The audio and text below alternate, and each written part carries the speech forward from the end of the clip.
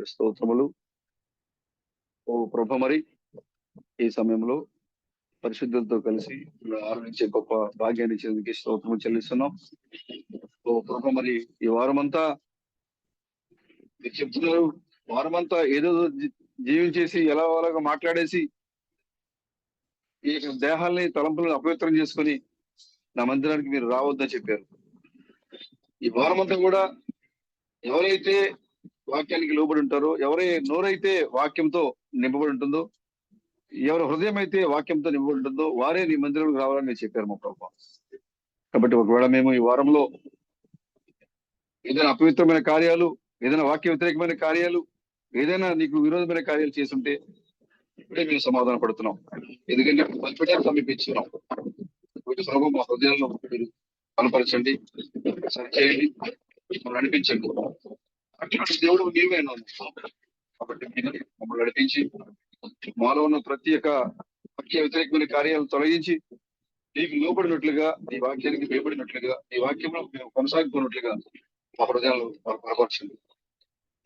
ఇక్కడ మోకరించిన ప్రతి ఒక్కరిని కూడా దీవించి ఆశీర్వదించి మీరు మహిమ ఘనత ప్రభావం పొందుకొనమని ప్రభువును విమోచకుడైన క్రీస్తు బ్రహ్మను మీ యొక్క నామంలో ఈ ప్రార్థన అడుగుతున్నాం ప్రభు. ఆమేన్. మహాదేవుడును మన యొక్క విమోచకుడైన క్రీస్తు బ్రహ్మ నామానికి ఇప్పుడు ఎల్లప్పుడు నిత్యము స్తోత్రము కలుగును గాక. హల్లెలూయా. కూడి ఉన్న పరిశుద్ధులందరికీ కూడా క్రీస్తు బ్రహ్మ పేరిట శుభాభివందనాలు తెలియజేస్తా ఉన్నాం. అందరికీ వందనాలు.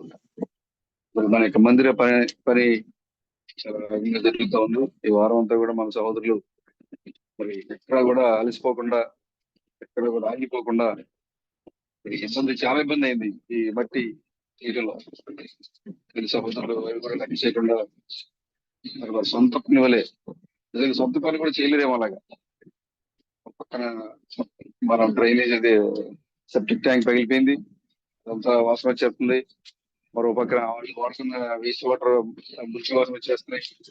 దాని మధ్యలో దిగి గంటల తరబడి మరి ఆ మట్టి పడిపోతా ఉంది, పడిపోతుంది కూడా.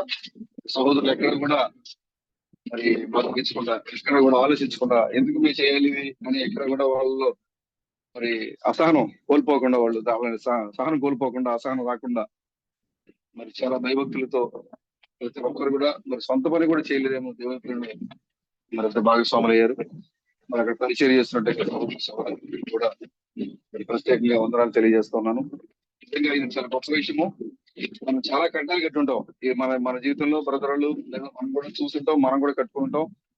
సహోదరులు కూడా మరి అదే పని కాబట్టి చాలా కట్టాలు కట్టుంటారు. కానీ ఇప్పుడు చేస్తున్న పని నిత్యము అనేక మందికి, ఈ లోక ప్రజలందరికీ గుర్తుండిపోయే ఒక మందిరాన్ని మనం నిర్మిస్తాం. కాబట్టి ఈ పనిలో భాగస్వాములు అవడం అనేది నిజంగా చాలా గొప్ప ఆశీర్వాదకరం. అది ఈ పనిలో భాగస్వాములు చిన్న పని అయినా సరే, టీ పెట్టించినా లేకపోతే ఏ పని చేసినా కూడా దాన్ని బట్టి ప్రభు వారిని దీవించాలని కూడా నేను కోరుకుంటున్నాను. దేవాది దేవుడిని తీసుకోవడానికి మాత్రమే ఘనత కలిగిన.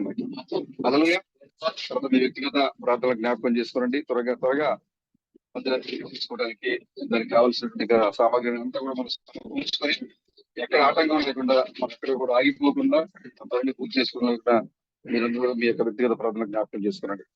హల్లెలూయా. సరే, మంచిది. ఈ సమయంలో పరిశుద్ధ గ్రంథం నుంచి మాట చూద్దాం. మనకు అక్కడ బాత్రూమ్స్ లేకపోవడం వల్ల ఇక్కడ కలుసుకోవడం జరిగింది. కొంచెం ఇబ్బందికరంగా కూర్చున్నారు, ఇబ్బందికరంగా ఉన్నారు అందరూ. ముందుగా మన బాత్రూమ్ నిర్మాణం చేసుకుందాం. తర్వాత మిగిలిన చర్చ పనులు ప్రారంభం చేసుకుందాం. పేజ్ నంబరు 242, మొదటి సమయాలు 21వ అధ్యాయము మొదటి నుంచి మనం కొన్ని వచనాలు చూద్దాం. దావీదు నోబులో యాజకుడైన అహీమెలెకు వద్దకు వచ్చాను. అయితే అహీమెలెకు దావీదు రాకకు భయపడి, నీవు ఒంటరిగా వచ్చితివేమని అతను అడుగగా, దావీదు, రాజు నాకు ఒక పని నిర్ణయించి నేను నీకు ఆజ్ఞాపించి పంపిన పని ఏదో అది ఎవరితో నేను చెప్పవద్దని, నేను నా పని వారిని ఒకనొక చోటికి వెళ్ళనిర్ణయించదు. నీ యొక్క ఏమి ఉన్నది? 5 రొట్టెలు గాని మరి ఏమి గాని ఉండినలా అది నాకు ఇమ్మని యాజకుడైన ఏమీ లేకపోతే అనగా యాజకుడు సాధారణమైన రొట్టె నా యొద్ద లేదు అని వారు స్త్రీలకు ఎడమగా ఉన్నవారైతే ప్రతిష్టమైన రొట్టెలు కలవని దావీదు అందుకు దావీదు, నిజముగా నేను బయలుదేరి వచ్చినటి నుండి ఈ 3 దినములు స్త్రీలు మాకు దూరముగా ఉన్నారు, పనివారి బట్టలు పవిత్రములే. ఒకవేళ మేము చేయు కార్యము అపవిత్రమైన రాగాజ్ఞను బట్టి అది పవిత్రముగా ఎంచదగను అని యాజకునితో అనెను. అంతటా యెహోవా సన్నిధి నుండి తీసివేయబడిన సన్నిధి రొట్టెలు తప్ప అక్కడ వేరు రొట్టెలు లేకపోగా వెచ్చని రొట్టెలు 1000 దినముందు తీసివేయబడిన ప్రతిష్టమైన రొట్టెలను యాజకుడు అతనికి ఇచ్చెను. ఆమె ప్రార్థన చేసుకుంటాం. ఓ మా మంచి ప్రభువా, గొప్ప దేవుడా, క్రీస్తుబిడం ప్రభువా, ఓ పరలోకపు నిత్య నామాన్ని మానవులమైన మా పెదవుల ద్వారా అనేక సంవత్సరాలుగా ప్రకటించి గొప్ప భాగ్యాన్ని చెందుకే మీకు స్తోత్రం చెల్లిస్తున్నాం.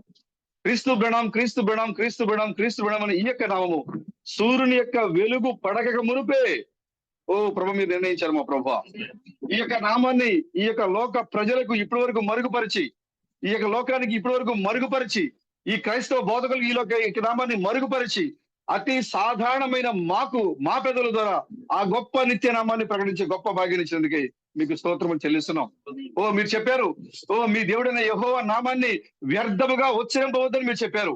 ఎందుకంటే మీ దేవుడైన యెహోవా నామం అనగా అది ఆ దినములలో ఉన్న యెహోవా అనే నామము కాదు, కానీ ఈ దినములలో క్రీస్తు బ్రహ్మ అనే నామమైనది మా ప్రభువా. ఓ ఇప్పటి వరకు ఆ నామాన్ని ఈ లోకము వ్యర్థంగా ఉచ్చరింపకూడదనే ఉద్దేశంతోనే ఈ లోకానికి దీన్ని మీరు మరుగుగా ఉంచారు మా ప్రభువా. ఓ ఇప్పుడు అతి దీనులమైన మా పెదవుల ద్వారా ఓ పరలోకపు దేవుని యొక్క నిత్యమైన నామాన్ని ఓ మా పెదవుల ద్వారా ప్రకటించే గొప్ప భాగ్యం ఇచ్చేందుకే మీకు స్తోత్రములు చెల్లిస్తున్నాం. ఓ ఇశ్రాయేలు వినుము, ఓ నీ దేవుడైన యెహోవా అద్వితీయుడు, ఆయన నామాన్ని ఓ వ్యర్థముగా మీరు ఉచ్చరింపకూడదని మీరు చెప్పారు మా ప్రభువా. కాబట్టి ఈ లోకము ఇప్పటి వరకు వ్యర్థముగా ఓ మరి గ్రహించలేని, వ్యర్థముగా ఉచ్చరింపలేని ఆ యొక్క నిత్యమైన నామాన్ని ఓ ప్రభు మరి ఈ లోకానికి ఓ ప్రభు ప్రకటించడానికి మమ్మల్ని లేవనెత్తి ఓ ప్రభు ఆ యొక్క నామాన్ని మేము సులువుగా గ్రహించినట్లుగా మాకు ప్రత్యక్షనిచ్చి మాకు వర్తమానికిని పంపి వర్తమానాన్ని బయలుపరిచి ఇచ్చిన దేవుడా మీకే వందనాలు చేస్తున్నాం. సో ఇక్కడ నిలబడి ఉన్న వారిలో ఎవరి హృదయాలు తెరవబడినవో, ఎవరి హృదయాలు మూయబడినవో నువ్వు ఎరిగిన దేవుడు అయినావు మా ప్రభా. కాబట్టి ఎవరికి కావలసిన ఓ స్వరాన్ని, ఎవరికి కావలసిన ఆ లయను ఓ వారి హృదయాలకు పంపించిన మా ప్రభు నీకు వందనాలు స్తోత్రం. మీరే నడిపించి ఈ కార్యక్రమంలో ప్రభు మీరే అధ్యక్షులుగా ఉండి నడిపించి మహిమ ఘనత ప్రభావం పొందుకునమని, రాజులకు రాజుగా ప్రభువులకు ప్రభుగా పెండ్లి కుమారుగా మా మధ్యకు రాబోతున్న మా విమోచకుడైన క్రీస్తు బ్రహ్మను మీ యొక్క నామంలో ఈ ప్రార్థనలు అడుగుతున్నాం ప్రభు. ఆమేన్ ఆమేన్. హల్లెలూయా.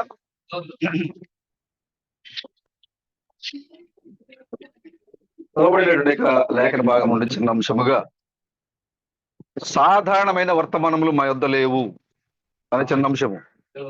ఆమేన్. సాధారణమైన వర్తమానములు మా యొద్ద లేవు.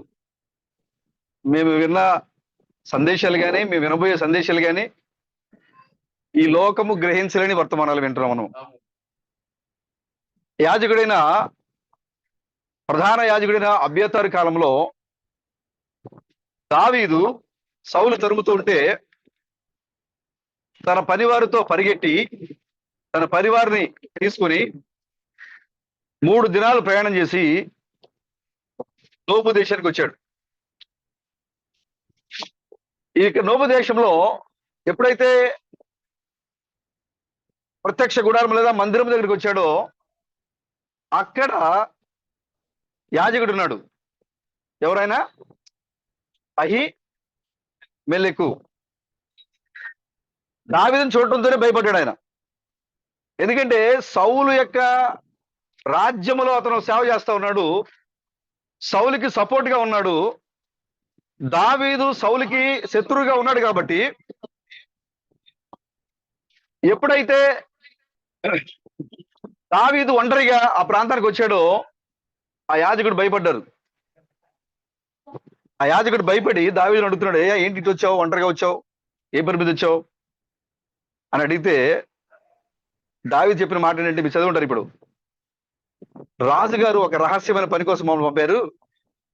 పైకి పంపేటప్పుడు రాజుగారు మాకు ఏం చెప్పారంటే, ఎవరితోనూ, నేను వచ్చిన పని ఏంటి, ఎవరితోనూ చెప్పొద్దు అని చెప్పారు కాబట్టి నేను నీకు చెప్పను. హల్లెలూయా. రాజుగారు మమ్మల్ని ఒక ప్రత్యేకమైన పని కోసం పంపించాడు. ఆయన ఎవరితో ఎందుకంటే అక్కడ శత్రువు ఆయన. అవునా బ్రదర్? సౌలు ఏంటి దేనికోసం వచ్చాడు? దావీదు పారిపోయి, సౌలు చంపుతుంటే పారిపోయి పరిగెత్తి ప్రాణభయంతో వచ్చాడు ఆయన. ఇక్కడ యాజకుడు అడుగుతూ ఉంటే దావీదు అంటున్నాడు, రాజుగారు నన్ను పంపించాడు, ఒక ప్రత్యేకమైన పని కోసం పంపించాడు ఆయన. నేను వచ్చిన పని ఏంటో ఎవరితోనూ చెప్పొద్దు అని నా దగ్గర మాట తీసుకున్నాడు, ఆజ్ఞాపించాడు ఆయన. కాబట్టి నీతో చెప్పను, నేను నా పరివారు కొంత దూరం మీద పనికి వెళ్ళబోతున్నాం. కాబట్టి నీ దగ్గర ఏదైనా ఒక 5 రొట్టెలు ఉన్నాయా అని అడిగాడు ఆయన. ఏదైనా ఒక 5 రొట్టెలు ఉన్నాయా, లేదా తినడానికి మీ దగ్గర ఆహారం ఉందా అని అడిగాడు ఆయన దావీదు. ఎవరిని అడిగాడు? యాజకుడైనా అహీమెలెకుని అడిగాడు. అప్పుడు ఆయన అన్నాడు, యాజకుడు చెప్తున్నాడు అప్పుడు అక్కడ ఏమనంటే, సాధారణ మనుషులు తినే ఆహారం నా దగ్గర లేదు, సాధారణమైన రొట్టెలు నా దగ్గర లేవు. ఎవరైతే యాజకులు తినగలరో దేవుని సన్నిధి రొట్టెలు మాత్రమే ఉన్నాయి. హల్లెలూయా. నా దగ్గర ఈ మందిరంలో సాధారణంగా తినే ఆహారం లేదు.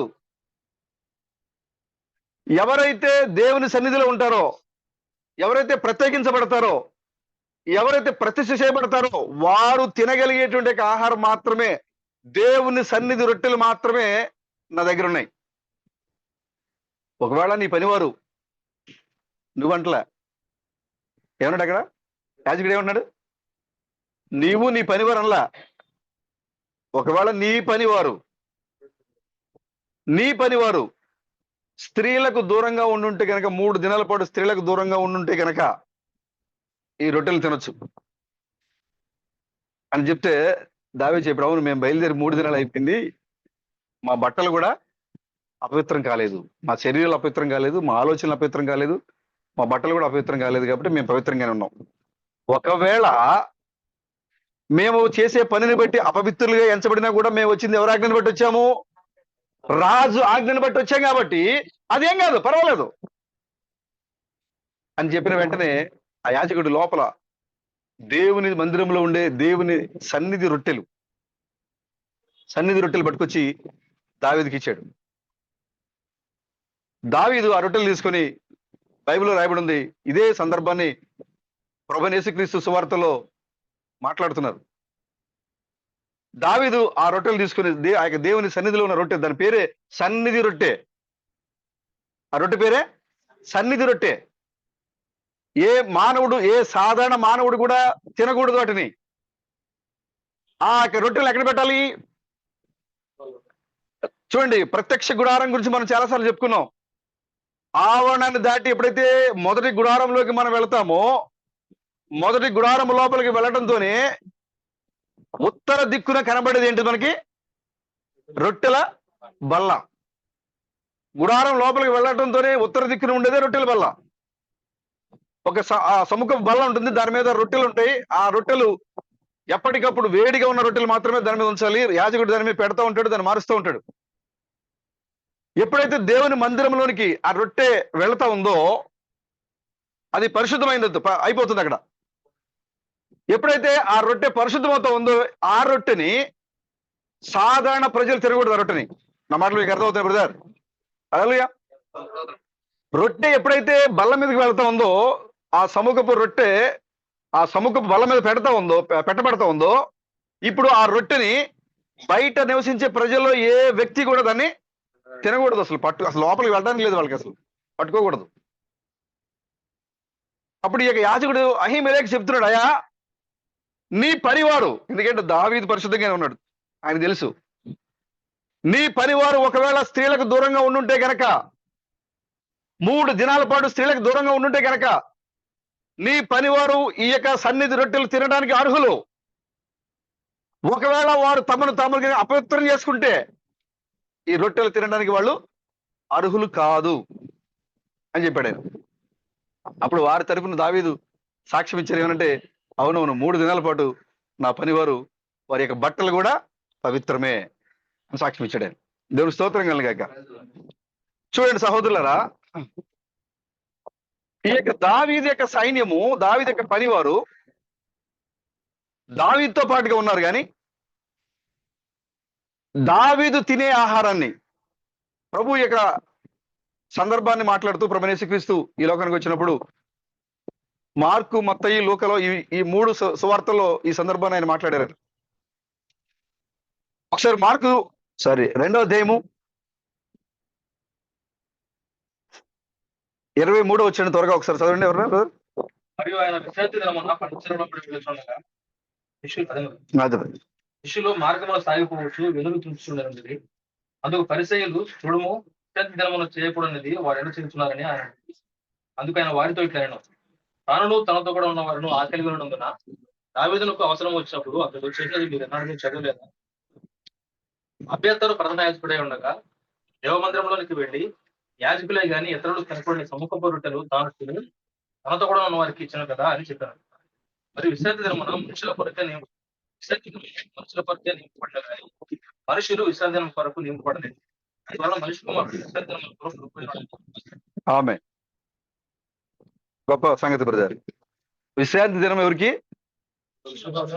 అది మన కోసం విశ్రాంతి దినం ఉంది, కానీ విశ్రాంతి దినం కోసం మనం లేవు. ఆమె చూడండి, శిష్యులు నడుచుకుంటూ వెళ్తా ఉంటే పొలంలో వాళ్ళకి ఆకలేసింది. ఆ పొలంలో ఉన్న వెన్నెలు త్రుంచి వాళ్ళు తింటూ మొదలు పెట్టారు. తిరుగుంటూ వెళ్తా ఉన్నారు దారిలో. దాన్ని చూసినట్టు కొంతమంది ఆ యాజకులు, అక్కడ ఉంటే కొంతమంది ప్రధాన యాజకులు, పరిసయ్యులు వాళ్ళందరూ కూడా చూసి, మీ శిష్యులేంటి వెన్నులు, ఇది విశ్రాంతి దినం కదా, వెన్నులు త్రుంచి తింటా ఉన్నారు, ధర్మశాస్త్రాన్ని మీరుతా ఉన్నారు ఏంటి అని అడిగారు వాళ్ళు. అందుకు ప్రభు ఏం చెప్తున్నారంటే, ఇప్పుడు మనం చదువుకున్నట్టు ఇక దావీదు యొక్క చరిత్రను ఎత్తి చూపుతూ ఉన్నారు. ఏమని మాట్లాడుతున్నారు అక్కడ చూడండి. అబ్యాతారు ప్రధాన యాజకుడై ఉండగా దేవ మందిరంలోనికి వెళ్ళి యాజకులే గాని ఇతరులు తినకూడని సముఖపు రొట్టెలు తాను తిని తనతో కూడా ఉన్న వారికి ఇచ్చాడు. అది విషయం. హల్లెలూయా. దావీదు పరిశుద్ధంగానే ఉన్నాడు. ఆ యొక్క మనుషులు, సాధారణ మనుషులు తినకూడని రొట్టెలు దేవుని మందిరం నుంచి తీసుకుని వచ్చి దావీదు తిని దావీదుతో పాటుగా ఉన్న వారికి వాటిని ఇచ్చాడు. ఆయన యాజకుడు అడిగాడు, నీ పనివారు పవిత్రమేనా? స్త్రీలకు దూరంగా ఉన్నారా 3 దినాలు అని అడిగాడు ఆయన. దావీదు అన్నారు, అవునండి, 3 దినాల పాటు మేము దూరంగానే ఉన్నాం, వారి బట్టలతో సహా వాళ్ళు పవిత్రమైన వారే. దేవునికి స్తోత్రం కలగాక. ఇప్పుడు ఇక్కడ కూర్చున్నట్టు సహోదరి సహోదరులు, మనం అందరం కూడా మనకంటే ముందుగా దావీదు ఈ లోకానికి వచ్చాడు. ఈ లోకంలో ఏ మానవుడు ఎవరికి అర్థం కాని విషయాలని నీ కొరకు నా కొరకు ఆయన తిని మనకిచ్చాడు. ఆయన విని మనకు వినిపించాడు. ఆయన ఇప్పుడు ఆ యొక్క దావీదు తిన్నటువంటి ఆహారాన్ని తినడానికి ఇక్కడ కూర్చున్న మీరందరూ కూడా పవిత్రంగానే ఉన్నారా? పవిత్రంగానే ఉన్నారు సార్.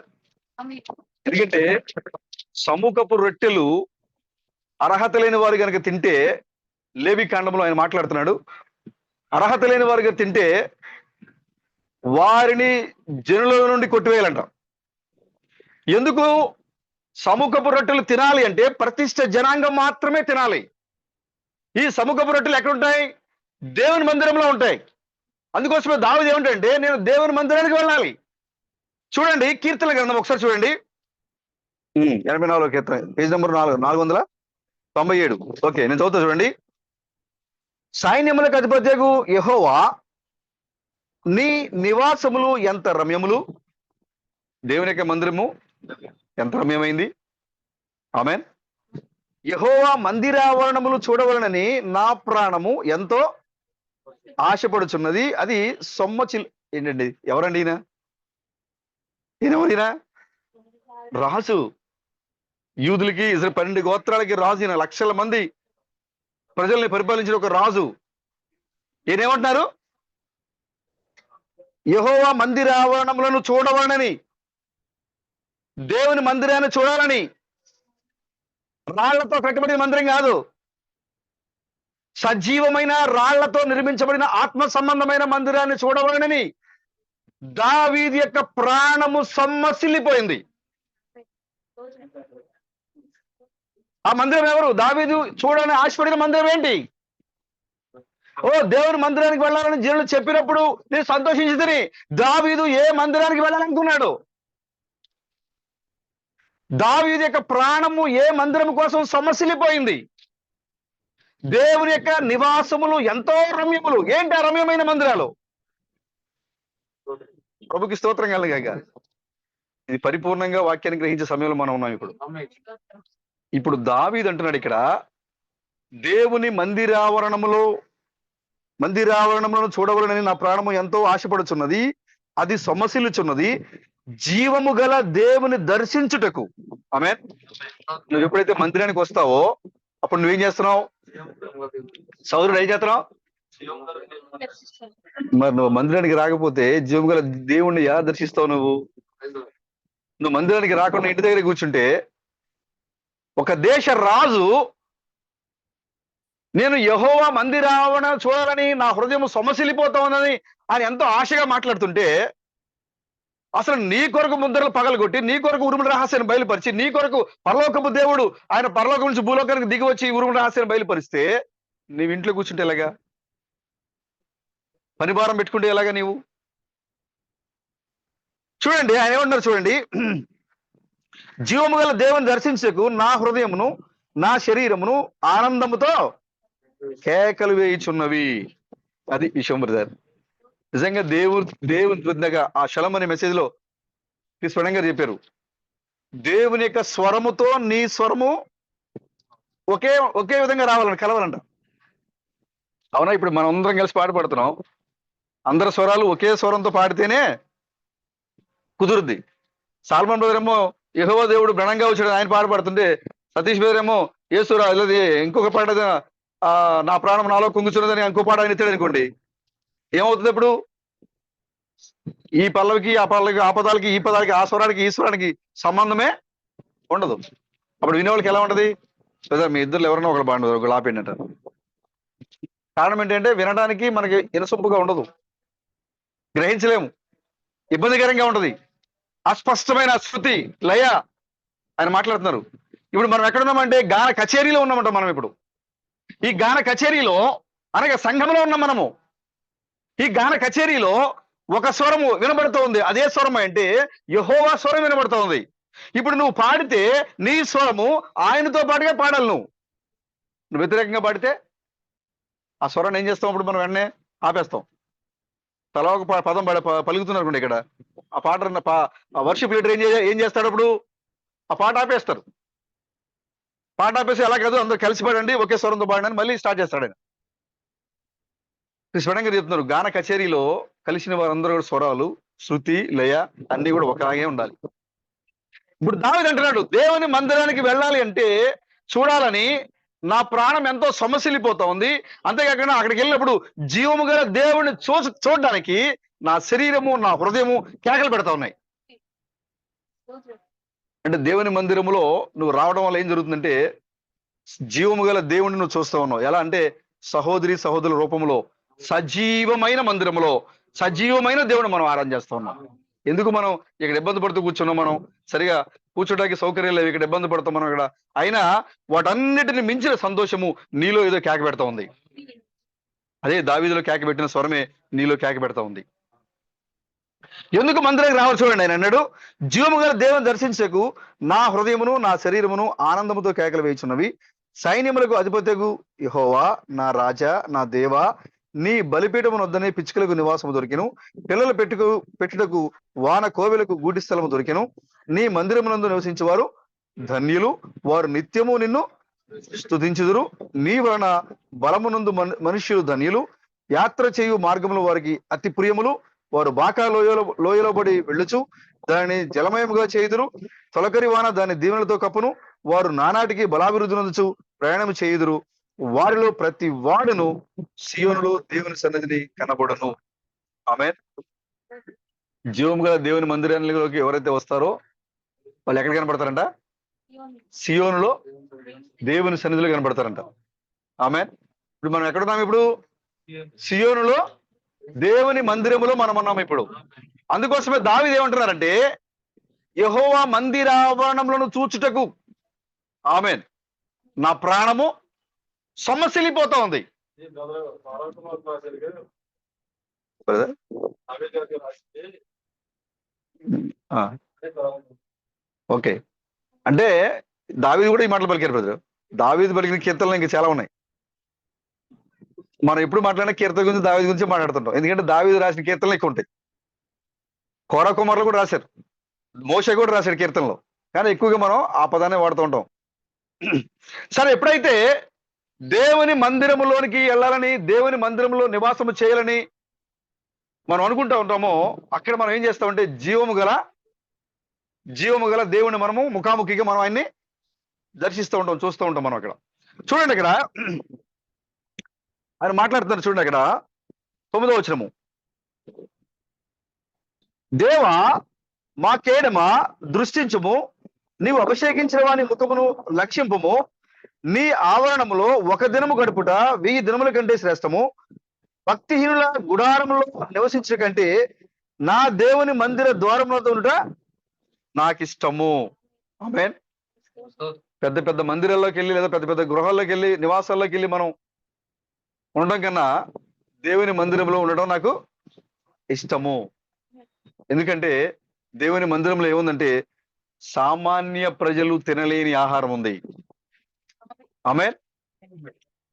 అర్హత లేని వారు, అపరిశుద్ధులు, అపవిత్రులు, ఎదిగలేని వారు, ప్రతిష్ట లేని జనాంగము తినలేని ఆహారం ఎక్కడుంది? దేవుని మందిరంలో ఉంది. ఇప్పుడు దావీదు లేదా కొరా కుమారులు లేదా మోషే ఈ కీర్తనలు రాసినప్పుడు వాళ్ళు ఏమంటున్నారంటే యెహోవా మందిరావరణములు చూడడానికి మా హృదయం సొమ్మసిల్లిపోతోంది. ఎందుకంటే దాంట్లో ఏముంది? సాధారణమైన రొట్టెలు లేవు అక్కడ. దేవుని మందిరంలో సాధారణమైన రొట్టెలు లేవు అక్కడ. ఆ యాజకుడు చెప్తున్నాడు దావీదుతో, అయ్యా మేము నా యొద్ద మనుషులు తినే ఆహారం లేదు, ప్రధాన యాజకులు తినేటువంటి ఆహారం ఉంది. ప్రధాన యాజకులు ఏం తినాలి? ప్రధాన యాజకులు లేవి కాండము చూడండి ఒకసారి. లేవి కాండము 1వ అధ్యాయం చూడండి ఒకసారి. లేవి కాండము 1వ అధ్యాయము. మీరు ఇవన్నీ కూడా గుర్తుపెట్టుకోవాలని నేను కోరుకుంటున్నాను. 1వ వచనం నుంచి చదువు చూడండి. యెహోవా మోషేను పిలిచి ప్రత్యక్షపు గుడారములో నుండి అతనికి ఎలాగో సెలవిచ్చాను,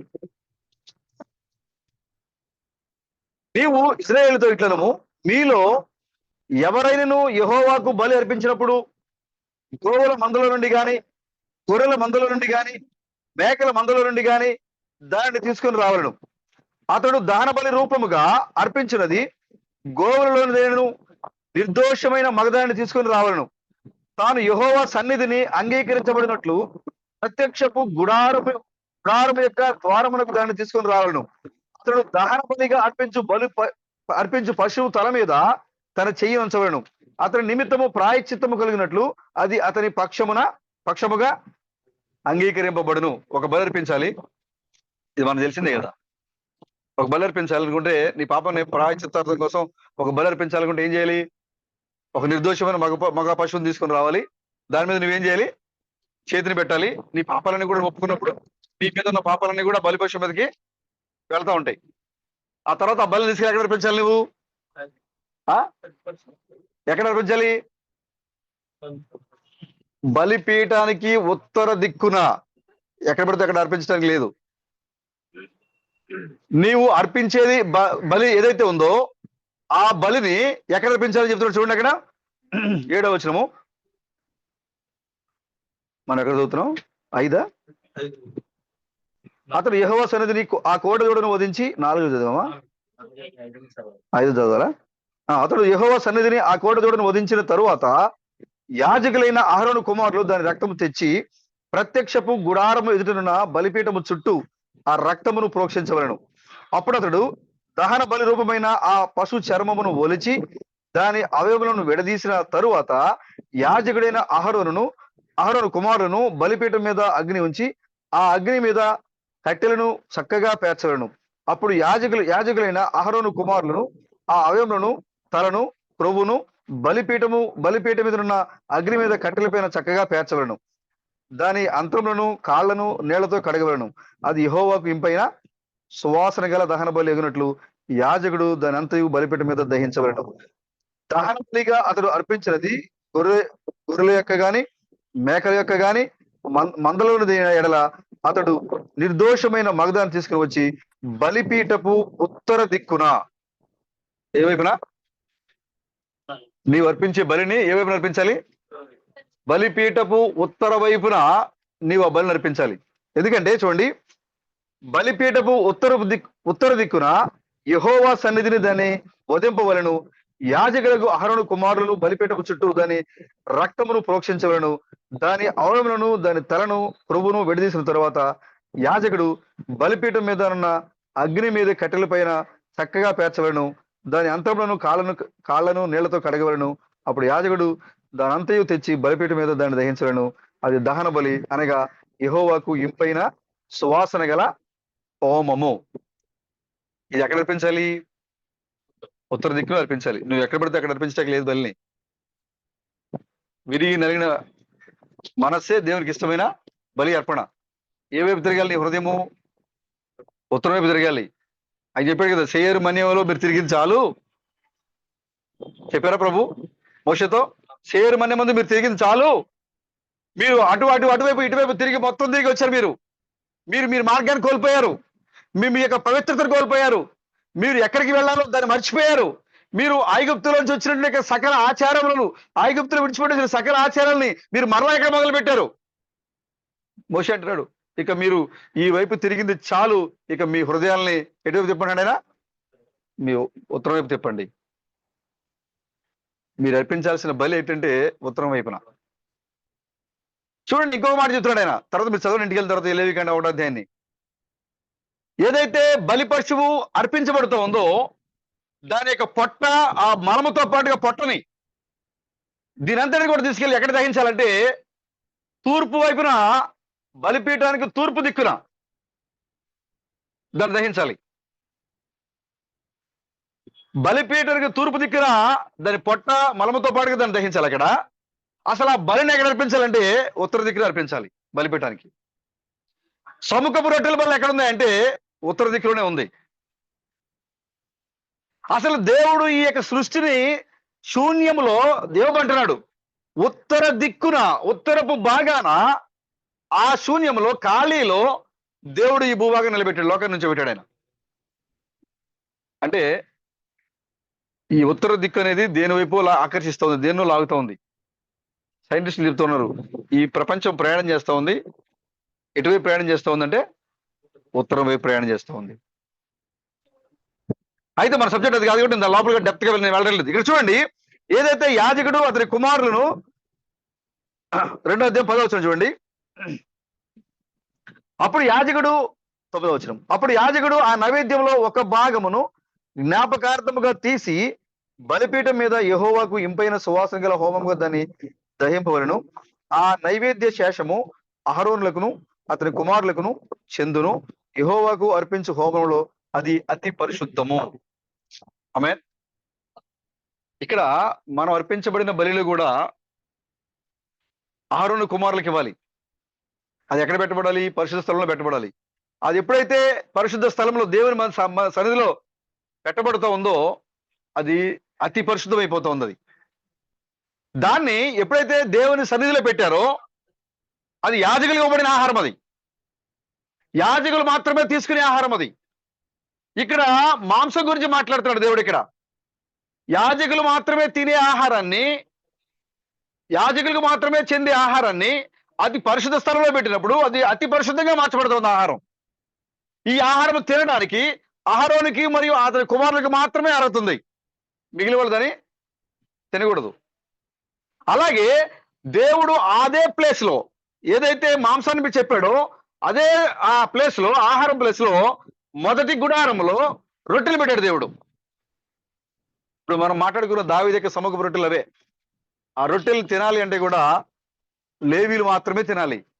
దేవుని మందిరం లోపలికి వెళ్ళి సేవ చేసేటువంటి యాజకులు మాత్రమే వాటిని తినాలి. మిగిలిన వాళ్ళు ఎవరు కూడా తినడానికి అర్హత లేదు. ఇప్పుడు మనం వింటున్న ఈ సందేశాలు, మనం వింటున్న దేవుని యొక్క మర్మాలు, ఇవన్నీ వినడానికి ఒక గుంపు మాత్రమే ప్రత్యేకించబడింది. ఆ గుంపు ఎవరంటే నిజమైన లేవీయులు. వారు తప్ప మిగిలిన వారు ఎవరికి కూడా లోపలికి వెళ్ళడానికి లేదు. ఎందుకంటే దేవుని మందిరములో పరిశుద్ధమైన ఆహారం ఉంది. దేవుని మందిరములో లేవీలు మాత్రమే తిరగలిగే ఆహారం ఉంది. దేవుని మందిరములో దేవుని యొక్క సముఖములో, దేవుని సన్నిధిలో రొట్టెలు ఉన్నవి. అవి కేవలము పరిశుద్ధులు మాత్రమే తిరగలిగే ఆహారం అది. అందుకోసం ఈ లోక క్రైస్తవులలో ఎవరు తీసుకునే ఆహారాన్ని నువ్వు మాత్రం భుజిస్తున్నావు అంటే నువ్వు ఎక్కడున్నావు అంటే దేవుని సన్నిధిలో నీవు ఉన్నావు. కాబట్టి దేవుని సన్నిధి రొట్టెలు నువ్వు తింటూ ఉన్నావు. కాబట్టి మనం మందిరానికి ఎందుకు వస్తున్నామంటే దేవుని సన్నిధి రొట్టెలు తినడానికి మనం భుజిస్తాక మనం ఇక్కడికి వస్తా ఉన్నాం. దేవుని సన్నిధిలో ఏముంది? దేవుని సన్నిధిలో ఏముంది? హన్నాకి పిల్లలు లేరు. హన్నాకి పిల్లలు లేరు. అందరూ ఆమె దూషిస్తూ ఉన్నారు. ఆమె మందిరం లోపలికి వచ్చి ఏడుస్తూ ఉంది. హన్నాకి పిల్లలు లేకపోతే ఎక్కడికి వచ్చింది? ఆమె ఎక్కడికి వచ్చింది బ్రదర్? మందిరానికి వచ్చింది. అంతేనా? లేకపోతే మంచి ఎంబీబీఎస్ డాక్టర్, ఎఫ్ఆర్సిఎస్ లండన్ ఎవరన్నా వెళ్ళిందా బ్రదర్? ఆ రోజుల్లో కూడా వైద్యం ఉంది. ఇప్పుడున్న దానికంటే సైడ్ ఎఫెక్ట్ లేని వైద్యం ఉంది ఆ రోజుల్లో, ప్రకృతి వైద్యం. పిల్లలు పుట్టకపోతే రూబేన్ ఏం చేశాడు? లేయాకి పుత్రదాత వృక్ష ఫలాలు పట్టుకొచ్చి ఇచ్చాడు, నా తల్లికి పిల్లలు పుట్టాలని. రాహేలు అడిగింది, నీ కుమారుడు వచ్చిన దాంట్లో నా కూడా కొద్దిగా ఇవ్వా అని అడిగింది. నేనెలా ఇస్తాను? ఆమె వైద్యం ఉంది. యెషయా అంటాడు, ఇర్మియా అంటున్నాడు, అక్కడ ఏ వైద్యుడు లేడా? ఎక్కడ బ్రదర్? పర్వాలేదు. గిలాదులో గుగ్గిలం లేదా? అక్కడ ఏ వైద్యుడును లేడా? గిలాదులో గుగ్గిలం ఉంది, అక్కడ వైద్యుడు ఉన్నాడు, దాన్ని తీసుకోవడానికి అర్హత కలిగిన ప్రజలు లేరు అని అంటాడు. గిలాదులో గుగ్గిలం ఉంది అంటే మందులు, అక్కడ వైద్యుడు ఉన్నాడు, కానీ తీసుకోవడానికి అక్కడ ఎవరికి కూడా అర్హత కలిగిన ప్రజలు లేరు. వాళ్ళు అక్కడ రూబేరు కేంద్రంలోనే గొప్ప వైద్యం ఉంది అక్కడ. కానీ ఈ హన్న పిల్లలు పుట్టకపోతే ఎవరిని ఆశ్రయించింది? నేను డాక్టర్ దగ్గరికి వెళ్దాం, లేకపోతే ఆ మందులు పడదాం, ఈ మందులు పడదాం అని అనుకోలేదామె. వెళ్ళి దేవుని మందిరంలో దేవుని దగ్గర నుండి స్పష్టమైన జవాబు వచ్చేదాకా మందిరంలో కూర్చుంది. ఒక దినాన అక్కడున్న యాజకుడు సైతం అనుమానించాడని. ఏలి ఏమన్నాడు? ఏం నువ్వు మత్తురాలు అయిపోయి పడుకున్నావేంటి? మత్తురాలుగా పడుకున్నావా, నిద్రపోతున్నావా అని అడిగాడు ఆ యాజకుడు. అప్పుడు ఏమంటుంది, లేదు అయ్యా, నువ్వు అలా అనొద్దు, నేను దేవుని సమాధానం కొరకు ప్రార్థిస్తూ అలాగే ఆయన దానికోసం నేను ఆయన జవాబు కోసం ఎదురు చూస్తూ పడుకున్నాను ఇక్కడ.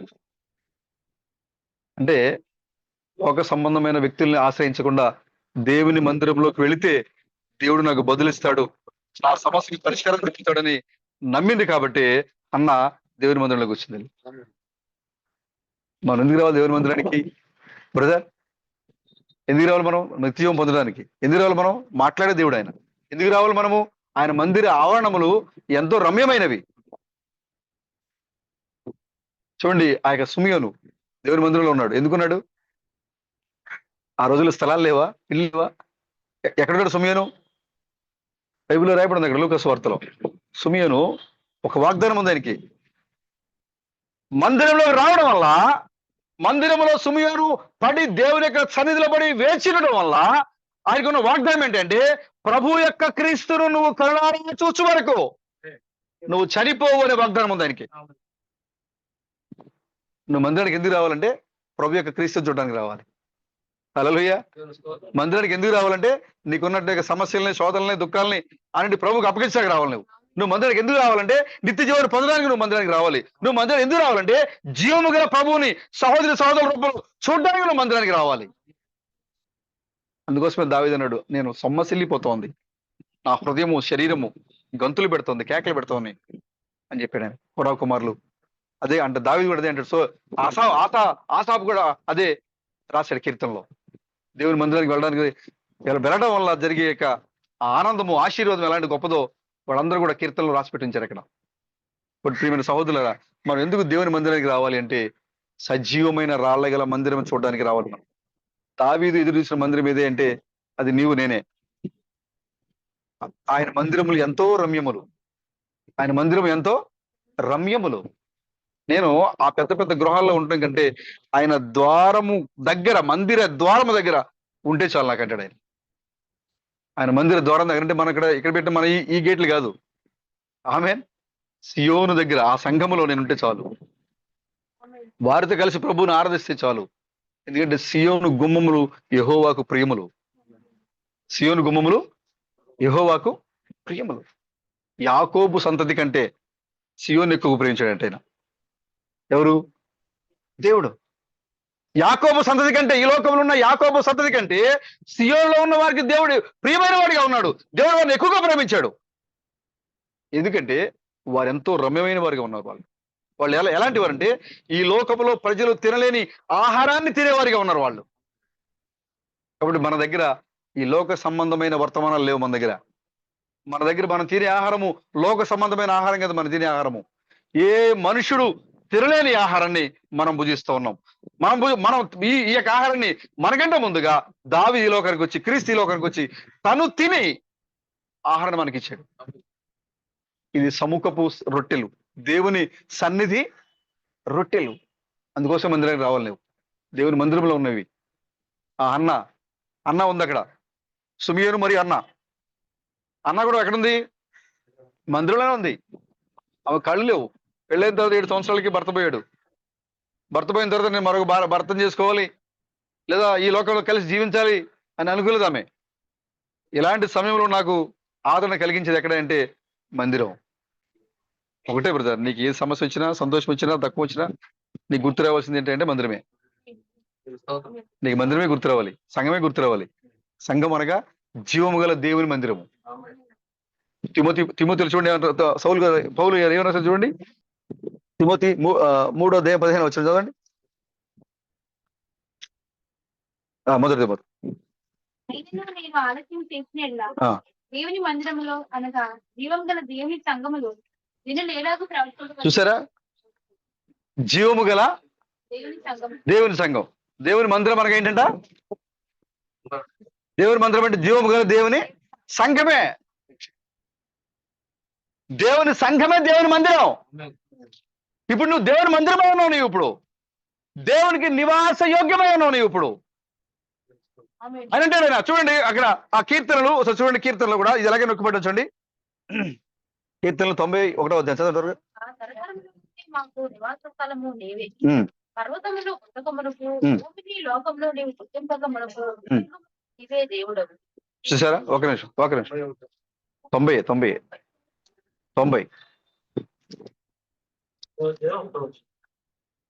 ప్రభువా తరతరముల నుండి 90వ అధ్యాయం 1వ వచనం బ్రదర్, 500 పేజీ. ప్రభువా తరతరముల నుండి మాకు నివాస స్థలము నీవే. ఈ జీవం గల మందిరం ఎవరు బ్రదర్? దేవుడే బ్రదర్. మీరు దేవుడే, నీవైనా నీవే దేవుడే అన్నావు. దావీదు అంటున్నాడు మా తరతరములకు మా నివాస స్థలము నీవే. మోషే అన్నాడు ప్రభువా తరతరముల నుండి మాకు నివాస స్థలములు నీవే, పర్వతములు పుట్టక మునుపు భూమిని లోకమును నీవు పుట్టింపక మునుపు యుగ యుగములు నీవే దేవుడవు. ఆమేన్. మనకి నివాసస్థలం ఆయనే. ఆయన ఎప్పటి నుంచి ఉన్నాడు? ఆయన అసలు ఈ సృష్టిలో ఏది లేక మునిపే ఆయన ఉన్నాడు. యుగ యుగములకు కూడా ఆయనే దేవుడు. కాబట్టి మనం ఏమై ఉన్నామంటే మందిరమై ఉన్నాము. ఎలాంటి మందిరమేను? సజీవమైన సంఘముగా, దేవుని మందిరముగా. ఆ యొక్క మొదటి పేతురు చూడండి ఒకసారి. మొదటి పేతురు 2వ అధ్యాయము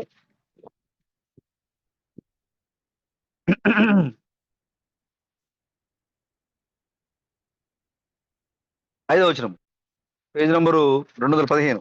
యేసుక్రీస్తు ద్వారా దేవునికి అద్భుతమైన ఆత్మ సంబంధమైన బంధన పరిశుద్ధ యాజకుడిగా ఉన్నట్టు మీరు సజీవమైన రాళ్ళవనే ఆత్మ సంబంధమైన బంధంగా కట్టబడుతుంది. అది ఆమేన్. దేవుని మందిరం ఎలా కట్టబడుతుంది? ఎలా నిర్మించబడుతుంది? సజీవమైన రాళ్లతో. మనం నిర్మాణం చేయడానికి ఏం కావాలి? మనకి రాళ్ళు కావాలి కదా. మనకి రాళ్లతో మనం నిర్మాణం చేస్తాం. దేవుడు కూడా రాళ్ళని వాడుతున్నాడు. ఏ రాళ్ళు? సజీవమైన రాళ్ళు అనగా మీరే ఆ మందిరములో సజీవమైన రాళ్ళుగా నిర్మించబడుతూ దేవునికి ఒక మందిరముగా ఆలయముగా నిర్మించబడుతున్నారు. మీరు కట్టబడుతున్నారు దాంట్లో. ఆమె ఇప్పుడు అందుకోసమే దావీదు కేకలు పెడుతుంది. దావీదు యొక్క హృదయము శరీరము కేకలు పెడుతుంది, ఆ దేవుని మందిరావరణంలో నేను ఉండాలని, చూడాలని. ఎందుకంటే అవి రమ్యమైనవి. దేవుని మందిర ఆవరణములు రమ్యమైనవి. అక్కడ జీవము గల దేవుణ్ణి చూస్తాను నేను అంటున్నాడు దావీదు. కోరా కుమారులు జీవము గల దేవుణ్ణి చూస్తాం మేము అని అక్కడ కోరా కుమారులు వాళ్ళు అక్కడ కీర్తనలు రాసి పెట్టారు. దావీదు కూడా చాలా చోట్ల ఈ విషయాన్ని మాట్లాడుతున్నారు. సహోదరులారా, మనము తీసుకునేటువంటి యొక్క ఆహారము దేవుని మందిరములో మనుష్యులు తినలేని, ఈ లోక సంబంధమైన క్రైస్తవులు భుజించకూడని ఆహారాన్ని మనం భుజిస్తూ ఉన్నాం. ఈ క్రైస్తవులు తినకూడదు. నీకేందుకు అర్థమవుతుంది ఈ వాక్యం అంటే, ఈ లోకంలో క్రైస్తవులు ఈ ఆహారాన్ని తినకూడదు. తెలుసు వాళ్ళకి లోపల ఆహారం ఉందని తెలుసు. అవునా? తెలుసు. లోపల ఆ మందిరంలో మొదటి గుడారంలో వేడిగా రొట్టెలు పెడుతున్నప్పుడు వాటిని తీసేసి ఎప్పుడైతే చల్లబడిపోతాడో ఆ రొట్టెల నుంచి బయట పెట్టి మరలా వేడి యొక్క సముఖం రొట్టెలు అక్కడ ఉంచాలి. ఈ బయట తెచ్చిన ఈ రొట్టెల్ని కూడా ఈ లోకంలో ఏ వ్యక్తి కూడా తినకూడదు. వాడు తెలుసు లోపల ఆహారం ఉందని. మళ్ళీ తినడానికి అవకాశం లేదు అక్కడ. ఎవరైతే లోపలికి వెళ్ళడానికి అర్హత కలిగి ఉన్నారో వారు మాత్రమే, ఎవరైతే ప్రత్యేకించబడిన ప్రజలు ఉన్నారో వారు మాత్రమే తినగలిగే ఆహారం. కాబట్టి మనం విన్న ఈ సందేశాలు, మనం చెప్పుకుంటున్న ఈ మాటలు, ఈ లోకం వినలేని సందేశము, ఈ లోకం గ్రహించలేని సందేశాన్ని మనం మాట్లాడుకుంటున్నాం. సాధారణమైన విషయాలు కావు ఇవి. మనుష్యులు, మానవ మాతృలు ఆయన అంటున్నాడు కీర్తనలో. నేను మీకు ఆలస్యం అవుతుంది కాబట్టి మనకి ఆ జేసీబీ వచ్చేస్తుంది. పనులు అక్కడ ఉన్నాయి కాబట్టి నేను ఈ ఒక్క మాట చెప్పి ముగిస్తాను. దావీదు అంటున్నాడు అక్కడ ఏమనంటే, దేవదూతల ఆహారము మనుష్యులు తినలేని, ఏ మనుషుడు తినలేని దేవదూతల ఆహారం దేవుడు మనకి ఇచ్చాడట. అప్పుడు మనం భుజిస్తున్న ఆహారం ఇది మనుషులు తినే ఆహారం కాదు, దేవదూతల ఆహారం తీస్తున్నాం. ఇది ప్రత్యేకమైన ఆహారం, అది సాధారణమైన ఆహారం కాదు. అసలు సాధారణమైన వర్తమానాలు మన దగ్గర లేవు అసలు. ఆయన అంటాడు, యాజకుడు ఏమంటాడు, నా దగ్గర సాధారణమైన రొట్టెలు లేవు. నీ కుటుంబం దీవించబడి కాక, నీ ఇల్లు దీవించబడి కాక, నీకు ఆస్తి వచ్చింది కాక, నీకు అప్పులు తీరిపోను కాక అని చెప్పే సందేశాలు మన దగ్గర లేవు. నిన్ను నిత్య జీవానికి, క్రీస్తు యొక్క రూపానికి సంతరించుకునే సందేశాలే మన దగ్గర ఉన్నాయి. సాధారణమైన వర్తమానాలు మన దగ్గర లేవు. ఆ దావీదు ఏ విధంగా అయితే ఆ రొట్టెలు తిని తనతో పాటు ఉన్న వారికి ఇచ్చాడో, అలాగే ఇప్పుడు ఆ దావీదు లోకానికి వచ్చి ముద్రలు విప్పి ఉరుములకి రహస్యాన్ని బయలుపరిచి ఆయన ఈ యొక్క వాక్యాన్ని విని తిని ఇప్పుడు నీకు నాకు ఇచ్చాడు ఆయన. కాబట్టి ఇది మనుషులు తినే ఆహారం కాదు. మీరందరూ కూడా అతి పరిశుద్ధ స్థలంలోకి వెళ్ళే అర్హతను పొంది ఉన్నారు కాబట్టి ఈ సందేశం మనం వినగలుగుతున్నాం. ఇక్కడ నిజంగా ఆ వర్తమానం వినాలి అంటే ఆ యాజకుడు చెప్పినట్లుగా మీరు స్త్రీని ఎరిగిన వారై ఉండాలి. అనగా స్త్రీ సాంగత్యమును, అనగా లోక సంబంధమైన ఆచారాల్లో పాలి భాగస్తులు కాకుండా మీరు ఉండాలి. వారు మాత్రమే దాన్ని తినడానికి అర్హులై ఉన్నారు. ఒకవేళ అర్హత లేకుండా తిందామని నువ్వు లోపలికి వచ్చావనుకో, అని చెప్పాడు లేవీలో, ప్రజల్లోంచి నిన్ను కొట్టివేస్తాను నేను. అర్హత లేకుండా స్వార్థంతో నువ్వు మందిరంలోకి వచ్చావనుకో, అననీయ సప్పీర కార్యాలు జరుగుతాయి. ఏమవుతుంది అక్కడ? మందిరంలోనే నీ యొక్క ప్రాణము కోల్పోతావు. ఇది దేవుని యొక్క మందిరము అనగా ఇక్కడ కూర్చున్న ఈ రేకులు, ఈ కట్టడాలు ఇవి కాదు. ఇక్కడ దేవుని మందిరం అంటే సజీవమైన రాళ్లుగా ఉన్నాం. మనమే దేవుని యొక్క నిజమైన మందిరంగా ఉన్నాం మనం. కాబట్టి ఈ సంఘంలోనికి నువ్వు రావాలంటే చాలా పరిశుద్ధంగా రావాలి. మిగతా సంఘాలు నువ్వు ఎలా ఉన్నావో అది మనకు అనవసరమైన విషయం. కానీ ఈ జీవము గల దేవుని మందిరంలోనికి, జీవము గల దేవుని యొక్క సంఘంలోకి నువ్వు రావాలంటే నువ్వు ప్రత్యేకించబడిన వాడిగా ఉండాలి, పరిశుద్ధంగా ఉండాలి, స్త్రీ సాంగత్యం లేని వాడిగా నీవు ఉండాలి. లోక సంబంధమైన ఆచారాల్లో పాలిభాగస్తుడిగా నువ్వు ఉండకూడదు. ప్రత్యేకించబడిన సోదరిగా నువ్వు ఉన్నప్పుడు మాత్రమే ఈ యొక్క సముఖపు సన్నిధి రొట్టెలు నువ్వు తినగలుగుతావు. ప్రభుకి స్తోత్రం కలగాక. కాబట్టి సాధారణ వర్తమానాలు మన దగ్గర లేవు. ఆమేన్. సాధారణ సందేశాలు మన దగ్గర లేవు. కాబట్టి ప్రత్యేకమైన ఆహారం తినాలి అంటే మీరు దావీదు యొక్క పనివారి వలె పరిశుద్ధంగా ఉంచుకోండి. మీ వస్త్రాలు పరిశుద్ధంగా ఉంచుకోండి, మీ తలంపులు పరిశుద్ధంగా ఉంచుకోండి, మీ జీవితాన్ని పరిశుద్ధంగా ఉంచుకోండి. అలా ఉన్నప్పుడు మాత్రమే దావీదు తినే ఆహారాన్ని మీరు తినగలుగుతారు. హల్లెలూయా. కాబట్టి ఈ యొక్క సందేశాన్ని మనం మరలా గురువారం రాత్రి కంటిన్యూ చేసుకుందాం. బహుశా మన సహోదరులు ఎవరైనా పెట్టమన్నట్టు అక్కడ పెడదాం, లేదా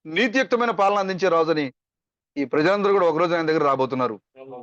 ఓ నిజంగా ప్రభా ఈ కార్యాలన్నీ కూడా ఓ మరి ముందుగానే జరిగించి మేము గ్రహించడానికి సులువుగా మీరు చరిత్రను జరిగించారు మా ప్రభా. సౌలుకు 1000 కొలది, దావీదుకు 10,000 కొలది అని స్తోత్రాలు చెప్పించారు అక్కడ. ఈ లోకంలో మీరు 10,000 కొలది స్తోత్రాలు పొందుకోబోతున్నారని, ఓ రాజులకు రాజు ప్రభులకు ప్రభు క్రీస్తు బ్రహ్మమే, గొల్లియాతును చంపగలిగింది యెహోవానే, ఈ చివరికాల సమయంలో నాయకుడే దావీదే శత్రువుని చంపగలరని మీరు ముందుగానే అక్కడ మాకు చూపించారు మా ప్రభువా. మేము ఇక్కడ సులువుగా గ్రహించడానికి అక్కడ వారి యొక్క జీవితాలను యుద్ధంలో పెట్టారు. ఇక్కడ మేము సులువుగా గ్రహించడానికి అక్కడ ఒక భయంకరమైన బలమైన వ్యక్తిని గొల్లియాతుని శత్రువుగా నుంచి పెట్టారు. అక్కడ మా ముందు శత్రువు ఎంత బలంగా, ఎంత ఎత్తులో, ఎంత ఆయుధంతో వాడు నిలబడి ఉంటున్నాడో మేము గ్రహించడానికి అక్కడ గొల్లియాతుని మీరు పెట్టారు. ఓ నిజంగా మా మీద ఎంత కృప కలిగి ఉన్న దేవుడా మీకు స్తోత్రం చెల్లిస్తున్నాం. ఓ ప్రభు మరి సముఖపు రొట్టెలు, సన్నిధి రొట్టెలు ఇక్కడ మా దగ్గర ఓ ప్రభు మరి లోకస్తులు తినే ఆహారాన్ని తీసివేశారు, సన్నిధి రొట్టెలు మాకు ఇచ్చారు మా ప్రభు. ఇదంతా కూడా ఇప్పుడు నిజంగా సంఘము మరి దీన్ని ఎలా అనుభవిస్తుందో, సంఘము దీన్ని ఎలా గ్రహిస్తుందో మాకు తెలియదు. ఓ క్రిస్ థామస్ గారు ఇప్పుడే చెప్పారు, ఇప్పటి వరకు నా సందేశాలు మీరు కాలుతో తన్నారు, తొక్కేశారు, కానీ మీరు చూడబోతున్నారు ఈ వేలూరు థామస్ అంటే ఎవరో మీరు చూడబోతున్నారని చెప్పారు. కాబట్టి మా ప్రభు మేము శలం అనే మెసేజ్లో మేము చదువుకున్నాం. ఆయన మానవుల వల్లే వచ్చాడు, మనిషిగా నిద్రించాడు, మనిషిగా తిన్నాడు, మా మధ్యలోనే భుజించాడు, మా మధ్యలోనే నిద్రించాడు, మా మధ్యలోనే అడవిలో సంచరించాడు. ఈయనలా క్రీస్తు అవుతాడు, ఈయనలా ఓ మరి దేవుడు అవుతాడని వాళ్ళందరూ తిరస్కరించారు. ఓ సోదరుడా తప్పిపోవద్దు, దేవుని శృతిలో శృతి కలపమని చెప్పారు మా ప్రభు. కాబట్టి ఇక్కడ మోకరించిన ప్రతి ఒక్కరు కూడా నేను మరి ఎవరి శృతి వారిది కాకుండా దేవుని యొక్క శృతిలో, దేవుని యొక్క ఆ యొక్క గాన కచేరీలో వారు కూడా అదే స్వరంతో ఉండక సాయం తెచ్చేయండి. మా సొంత ఉద్దేశాల తలంపులను మీరు దూరపరచండి. ఓ ప్రభు మరి ఇక్కడ మోకరించిన ప్రతి ఒక్కరు కూడా స్త్రీ సాంగత్యం ఎరగని వారిగా, సముఖపు రొట్టెలు, సన్నిధి రొట్టెలు తినడానికి అర్హత కలిగిన వారిగా, యాజకుడిని తీసుకుని వచ్చి ఓ మా చేతిలో పెట్టినట్టుగా, దావీదు చేతిలో పెట్టినట్టుగా, దావీదు తీసుకొచ్చి మా చేతిలో పెట్టినట్టుగానే ప్రభు ఓ మీరు ఆ యొక్క సందేశాన్ని తీసుకొచ్చి మా చేతిలో పెట్టారు మా ప్రభు. ఓ ఎంత గొప్ప మాదిరి మాకు ఇచ్చారు మా ప్రభు. ఏ మానవుడు తినలేని రొట్టెలను దావీదు తిని తనతో ఉన్న వారికి ఇచ్చాను అని బైబిల్లో రాయబడి ఉంది. ఏ మానవుడు వినలేని మర్మాలను మానవుడిగా వచ్చి మీరు విని మీరు బయలుపరిచి ఓ వాటిని మీరు మాకు అందించారు మా ప్రభు. ఏ మానవుడు భుజించని పరలోకపు వర్తమానాన్ని ఓ ప్రభు మీరు మా చేతిలో పెట్టారు మా ప్రభు. ఎందుకంటే మేము బయలుదేరిన దగ్గర నుండి పవిత్రులుగా ఉన్నాము. మేము బయలుదేరిన దగ్గర నుంచి మా వస్త్రాలు, మా తలంపులు, మా శరీరాలు అన్ని పవిత్రంగా ఉన్నాయి. అందుకొరకే తినడానికి మేము అర్హులుగా ఉన్నాం. కాబట్టి ఓ ప్రభు మరి మా చేతిలో మరి గొప్ప ఆహారం నుంచావు మా ప్రభు. మీకే వందనాలు చెల్లిస్తున్నాం. కాబట్టి ఇక్కడ మోకరించిన ప్రతి ఒక్కరిని ఓ దావీదు యొక్క పనివారిగా మీరు మార్చండి. దావీదు తిన్న ఆహారాన్ని మేము తినేవారిగా మార్చండి. దావీదుతో పాటుగా ప్రయాణించే శక్తిని మాకు ఇవ్వండి. దావీదు వెంబడించే శక్తిని మాకు ఇవ్వండి ఓ ప్రభా. ఎందుకంటే దావీదు యొక్క రాజ్యము నిత్యము స్థిరపరచబడుతుంది.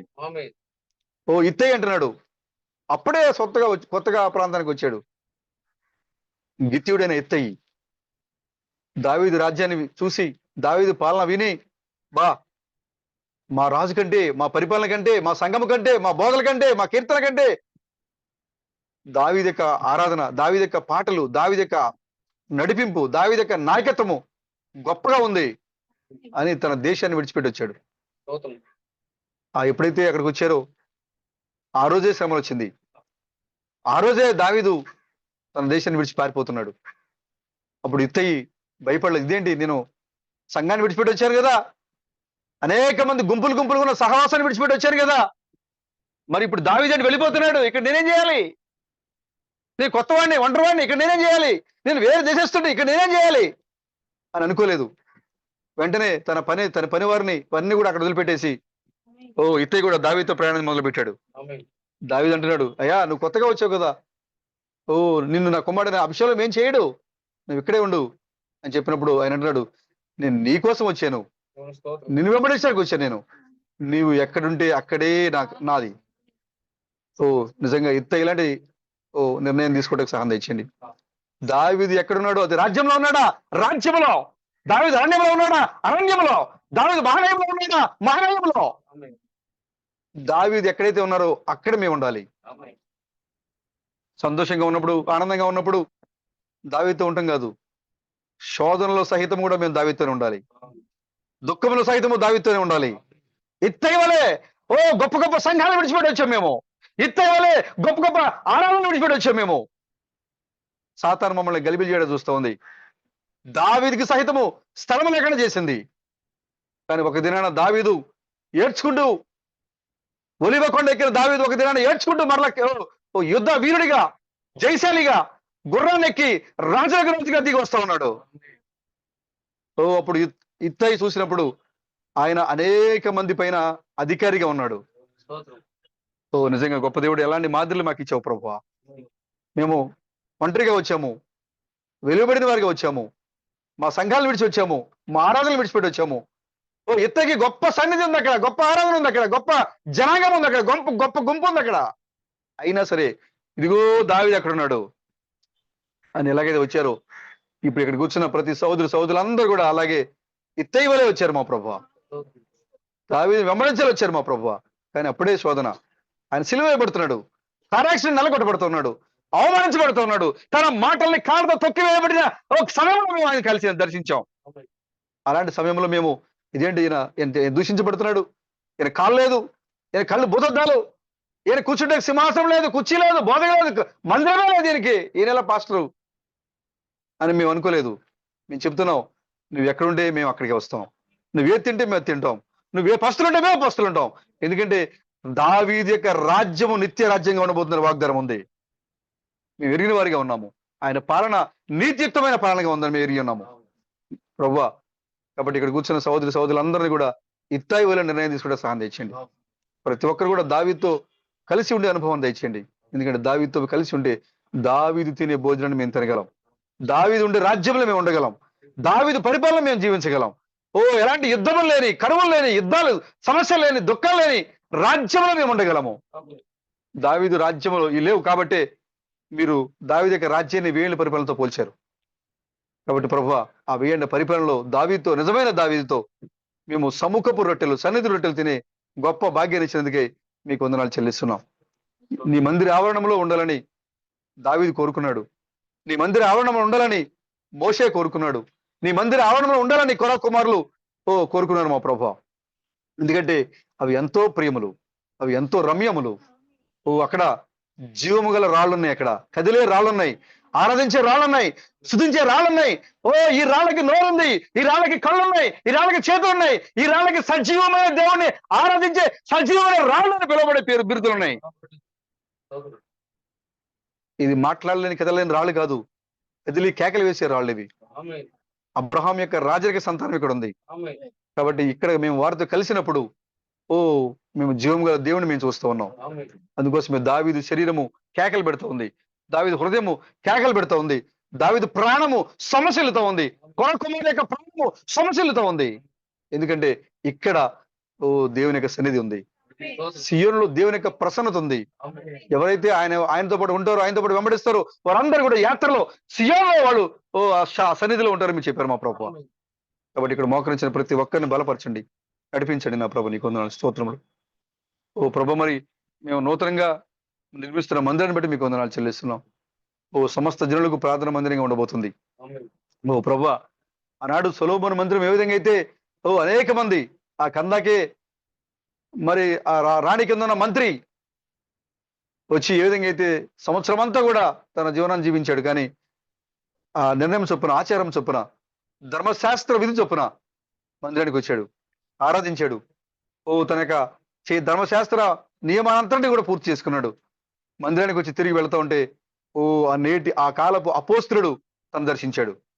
నీ యొక్క మందిరానికి రావడం వల్ల మేము అపోస్తులను దర్శిస్తాము, నీ మందిరానికి రావడం వల్ల మాకున్న సమస్యలు మేము జయిస్తాము, నీ మందిరానికి రావడం వల్ల ప్రభు యొక్క క్రీస్తుని ముఖాముఖిగా మేము చూస్తాము.